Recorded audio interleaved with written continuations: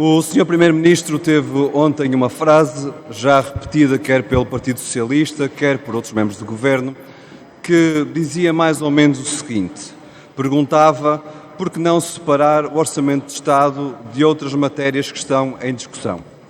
Permitam-me uma resposta pormenorizada, porque eu creio que a pergunta merece essa resposta.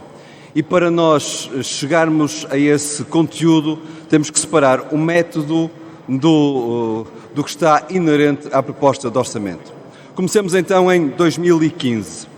Em 2015 houve uma negociação que durou semanas, quase 2 meses, entre o Governo e partidos à esquerda. Dessa negociação saíram documentos escritos que comprometiam o Governo e os grupos parlamentares de partidos à esquerda do Partido Socialista por medidas a implementar ao longo de vários anos. E no caso particular do Bloco de Esquerda, para garantirmos que continuaríamos a trabalhar em conjunto e para dirimir as divergências que tínhamos em cima da mesa, com a criação também de grupos de trabalho que duraram durante várias sessões legislativas sobre matérias fundamentais: trabalho, pensões, dívida pública, finanças. Desse processo resultou um diálogo permanente.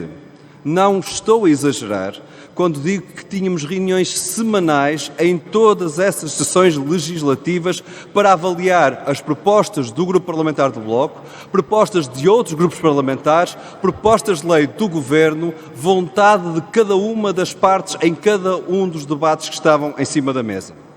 Mas em 2019 tudo mudou. O Governo deixou de querer ter um acordo escrito que fosse identificador de um rumo para o país e preferiu uma negociação pontual, medida a medida, ponto a ponto. Reuniões semanais deixaram de existir e o diálogo com a esquerda ficou apenas e só resumido ao debate orçamental. E por isso é até estranho que seja o Primeiro-Ministro o primeiro a perguntar: mas porquê é que não separam o Orçamento de Estado das outras matérias? Quando foi exatamente o Sr. Primeiro-Ministro que disse à esquerda que a única coisa que queria dialogar com ela era o Orçamento de Estado, era no período orçamental. Porque durante todo o resto do ano, e eu repito, todo o resto do ano, não havia mais nada que quisesse dialogar.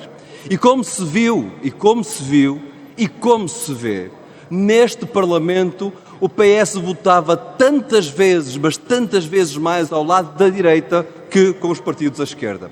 Mas, muitas das vezes, de forma cínica, nós sabemos-lo, a direita e o PSD em particular abstinha-se nas propostas do Bloco de Esquerda e quem as chumbava com o voto contra era o Partido Socialista. E vimos isso em matérias fundamentais, na Lei do Trabalho, onde até, curiosamente, quem se entendeu com o PSD foi o PS para introduzir medidas lesivas dos direitos dos trabalhadores, mas vimos em algo que é estrutural na forma como um governo se relaciona com o Parlamento.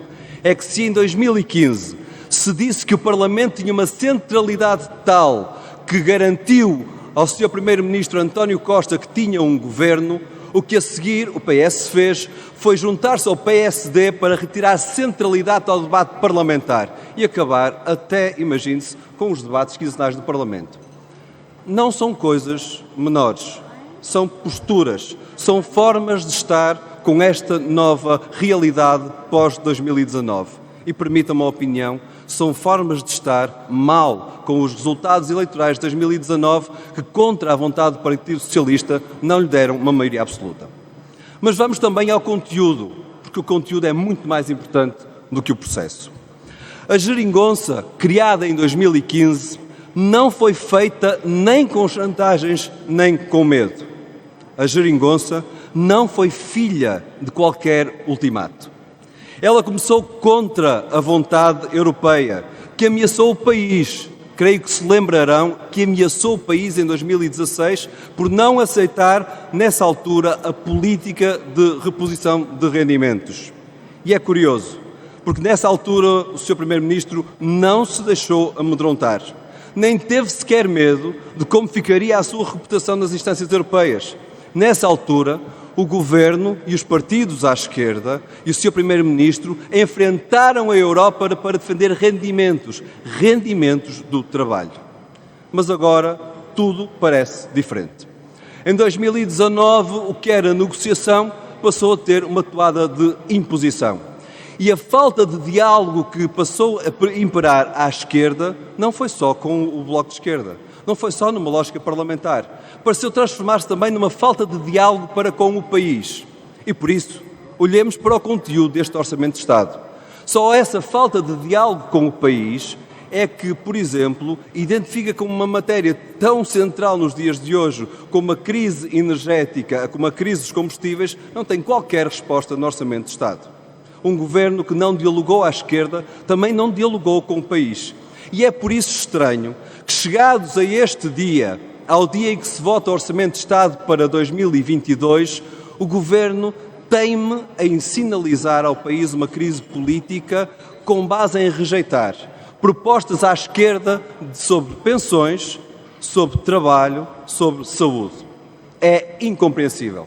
Ninguém compreende que o governo diga, no meio dos milhões que andou a anunciar ao país, para patrões, para empresas, para diversos setores, que não quer investir no SNS para garantir carreiras dos seus profissionais, os mesmos que se demitem em catadupa. Só um governo que não dialoga com o país é que não percebe esta realidade. E se o SNS, sendo tão importante para as pessoas, como não percebe que não haja neste orçamento uma resposta sobre essa fixação de profissionais, que garanta que os profissionais não fogem novamente para o privado, que não fragilize o SNS.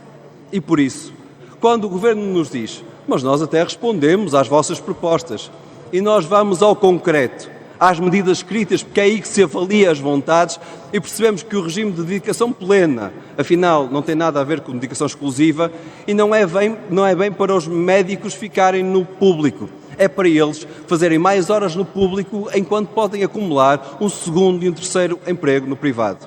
Não é uma valorização de carreiras, não é o combate à promiscuidade entre público e privado. É apenas e só um pagamento adicional de horas extraordinárias.